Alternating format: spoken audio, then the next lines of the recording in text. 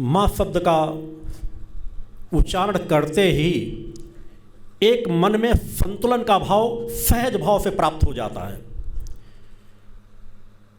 हम बड़े बड़े ग्रंथों का अध्ययन कर लें, बड़ी बड़ी कहानियों किस्सों को सुन लें, उससे हमारे जीवन में क्षणिक परिवर्तन तो आ सकता है, क्षणिक भावना तो आ सकती है, मगर हमें जीवन में यदि कुछ हासिल करना है, यदि वास्तव में अपने जीवन को परिवर्तित करना है, अपने जीवन को रूपांतरित करना है, तो हमें कर्म के पथ पर ही चलना पड़ेगा, साधना के पथ पर ही चलना पड़ेगा। इसके अलावा अन्य कोई मार्ग नहीं है। यदि आप अपने जीवन में सुख शांति समृद्धि भी चाहते हैं, यदि उस परम सत्ता की कृपा भी चाहते हैं, तो सिर्फ और सिर्फ एक मार्ग है, उस परम सत्ता माता आदि शक्ति यानी जगदम्बा की भक्ति करना। भक्ति जिसके विषय में पूर्व में अनेकों बार मैंने विस्तार से चिंतन भक्ति ज्ञान और आत्मशक्ति के विषय में दिया है।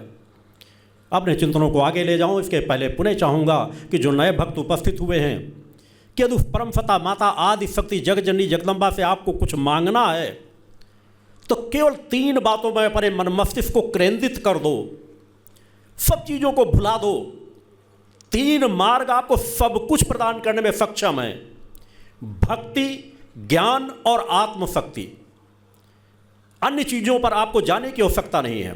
इन तीनों मार्गों का मैंने विस्तार से चिंतन दिया है कि जिस मनुष्य के जीवन में उस परम सत्ता की भक्ति प्राप्त हो जाए, उस परम सत्ता का ज्ञान प्राप्त हो जाए, उस परम सत्ता की आत्मशक्ति प्राप्त हो जाए, तो कुछ भी असंभव नहीं है। आवश्यकता है हम उसे प्राप्त करने की, हमारे अंदर ललक हो, हमारे अंदर तड़प हो। भक्ति साधना का प्रारंभ है और भक्ति ही साधना की उच्चता की अंतिम सीढ़ी है। एक सामान्य साधक के लिए ही भक्ति उतनी ही आवश्यक है, एक उच्च कोटि से उच्च कोटि के ऋषि के लिए भी भक्ति उतनी ही आवश्यक है। साधना की चरम सीमाओं को प्राप्त करने के बाद कोई भी ऋषि सब कुछ भक्ति भाव में समर्पित कर उस परम सत्ता का केवल और केवल भक्त बन करके रह जाता है। और हमारी भक्ति कैसी हो? आज भक्ति का स्वरूप पूरी तरह से भटका हुआ है। हमारे चिंतन जब तक सही दिशा में नहीं जाएंगे, चिंतनों से ही तो हमारा पूरा जीवन बदल जाता है। जैसा हमारा चिंतन होगा वैसे हमारे विचार बनेंगे, और जैसे विचार होंगे वैसा हमारा कर्म होता चला जाता है। भक्ति पर बहुत गहराई से विचार करने की आवश्यकता है।